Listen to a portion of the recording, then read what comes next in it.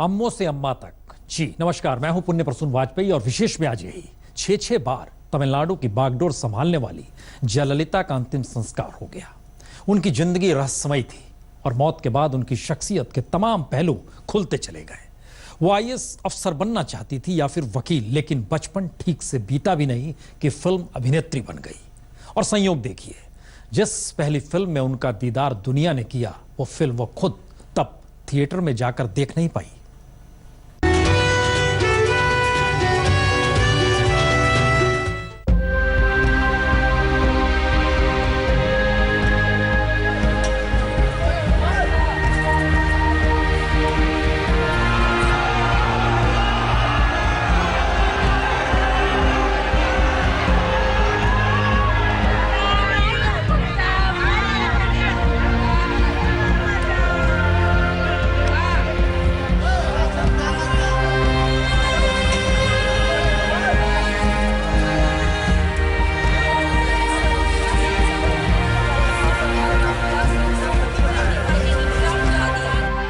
वो बिल्कुल अकेली थीं, लेकिन लाखों आंखें उनकी यादों में बरस पड़ी।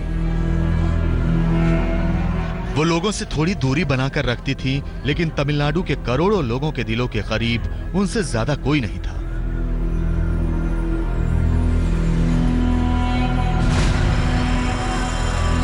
वो बहुत कम बोलती थीं, लेकिन उनके लिए बोलने वालों की तादाद करोड़ों में थी।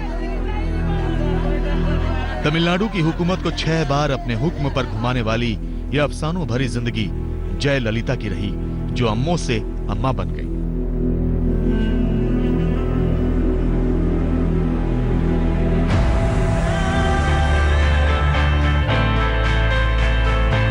चौबीस फरवरी 1948 को मैसूर के मांड्या में एक तमिल ब्राह्मण परिवार में जयललिता का जन्म हुआ था। इनकी मां वेदावल्ली प्यार से इनको अम्मो बुलाती थी। यही अम्मो करोड़ों दिलों की अम्मा बन गई, जिनकी तस्वीर अपनी जेब में रखकर मुख्यमंत्री पद की शपथ ली जाती है।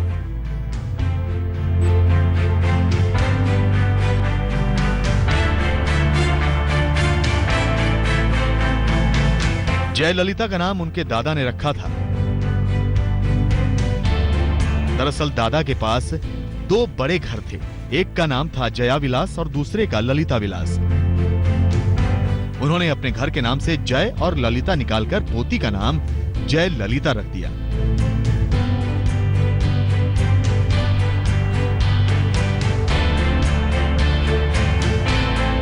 दो साल की उम्र में जयललिता के सिर से पिता का साया उठ गया, लेकिन मां ने परवरिश में कोई कमी नहीं छोड़ी।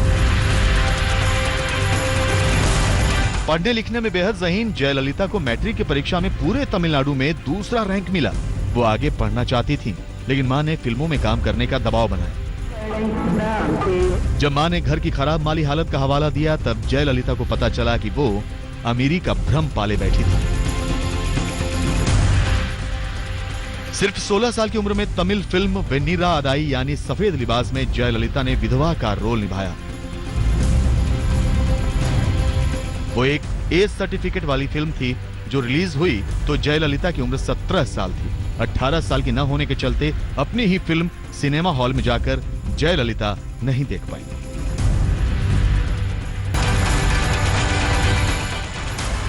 मोहब्बत में 2 बार धड़का जयललिता का दिल।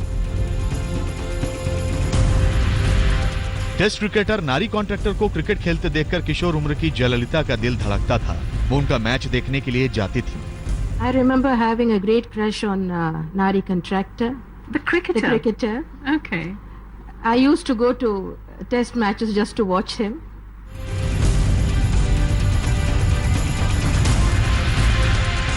And I had another great crush on Shami Kapoor. He'll be delighted. Did you ever get to meeting Shami Kapoor? I don't think we've ever met. No. अपनी मां के बाद जिस शख्स से जयललिता सबसे ज्यादा प्रभावित थी, वो उनके फिल्मों के मेंटर, उनके राजनीति के आदर्श एमजी रामचंद्रन थे। एमजीआर के साथ जयललिता की फिल्मी जोड़ी जमकर दौड़ी। इतना ज्यादा, एक बार तो एमजीआर ने जयललिता को गोद में भी उठाया था ताकि जयललिता के पैरों में गर्म रेत से छाले न पड़ जाए। बाद में जयललिता एमजीआर की सियासत की वारिस भी बन बैठी। He was a very warm and caring kind of person. And after mother died, he replaced her in my life. So he was everything to me. He was mother, father, friend, philosopher, guide, everything to me. He sort of took over my life.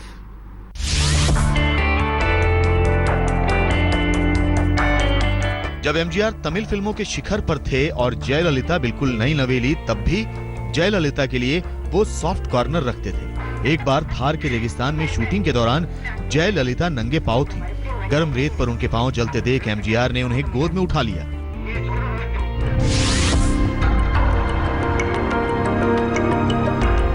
Jayalalithaa पर MGR को इतना भरोसा था कि वो उन्हें राजनीति में लाए, प्रोपेगेंडा सचिव बनाया, राज्यसभा में भेजा।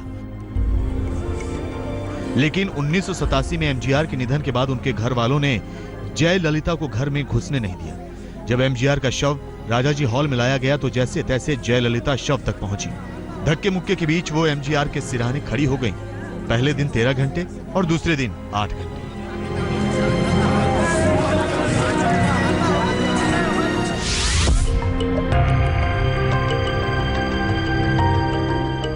एमजीआर जयललिता के लिए हीरो भी थे, मेंटर भी और पिता भी। लेकिन एमजीआर के निधन के बाद जब वो उनके शव ले जाने वाले ट्रक पर चढ़ना चाही तो एमजीआर के भतीजे दीपन ने उन्हें धक्का देकर गिरा दिया। जयललिता चुपचाप लौट आई एक नई राजनीति की शुरुआत के लिए।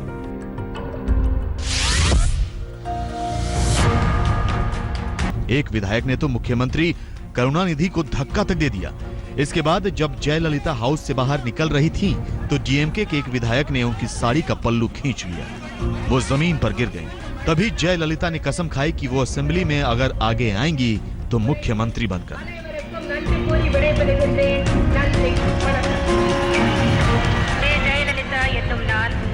तमिलनाडु 3 साल में उन्होंने अपनी सौगंध पूरी कर ली। आज तक ब्यूरो।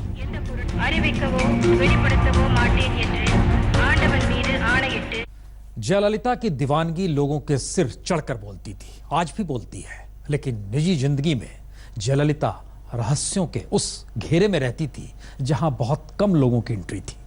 जयललिता जिसको चाहती थी दिल खोल कर चाहती थी, लेकिन नफरत पर उतर आती तो उनके लिए उनके आशियाने पोएस गार्डन का दरवाजा भी हमेशा हमेशा के लिए बंद हो जाता था, चाहे वो सगा भाई ही क्यों ना हो।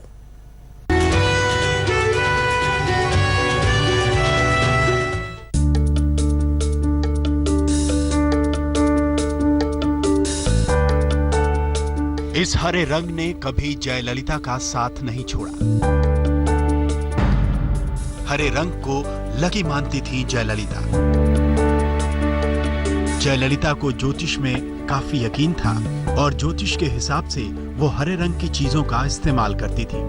उनकी साड़ी ही नहीं बल्कि कलम तक हरे रंग की होती थी। साथ साथ चलती थी जयललिता की कुर्सी। जयललिता चाहे चेन्नई में रहें या दिल्ली में, उनकी स्पेशल कुर्सी उनके साथ चलती थी जिस पर वो बैठती थी। दरअसल जयललिता को गठिया की बीमारी थी, जिसकी राहत के लिए उन्होंने सागौन की लकड़ी से खास कुर्सी बनवाई थी। अपने डॉगी की मौत पर एनडीए की मीटिंग से निकल आई जयललिता। जयललिता को कुत्तों से बेहद प्यार था। उनकी सबसे पसंदीदा डॉगी थी जूली। 1998 में एक दिन वो एनडीए की बैठक में थी कि जूली के मरने की खबर आई। वो बीच बैठक से निकल आई। इसके बाद उन्होंने कुत्ते पालने भी बंद कर दिए। दत्तक बेटे की शादी में खर्च के सारे रिकॉर्ड तोड़े। जयललिता ने शादी नहीं की थी, लेकिन अपने दत्तक पुत्र सुधाकरन की शादी में 1995 में करोड़ों रुपए खर्च किए थे। वो शादी Guinness book of world records में दुनिया की सबसे महंगी शादी के रूप में दर्ज हुई। इसके बाद ही वो कानूनी पचड़े में भी फंसी। अगला चुनाव बुरी तरह हारी और बाद में दत्तक बेटे से भी दूरियां बढ़ गईं, जो आखिरी तक पटी नहीं। जब सगे भाई से बना ली दूरियां। अपने इकलौते बीमार भाई जयकुमार का जयललिता काफी ध्यान रखती थी, लेकिन राजनीति में आने के बाद हालात ऐसे बदले कि भाई के परिवार से पूरी तरह नाता तोड़ लिया। 14 साल तक गहने नहीं पहने जयललिता ने। 1997 में करुणानिधि सरकार ने जयललिता के सभी गहने जब्त कर लिए। इसके बाद 14 साल तक उन्होंने कोई गहना नहीं पहना, लेकिन 2011 में एक कार्यकर्ता के कहने पर उन्होंने गहने पहनने शुरू कर दिए। आज तक ब्यूरो।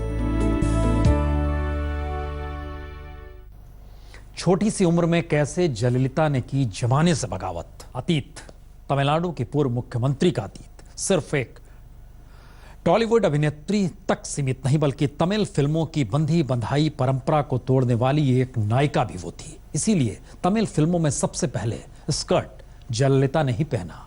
वो अपनी शर्तों पर फिल्में भी करती थी और राजनीति भी।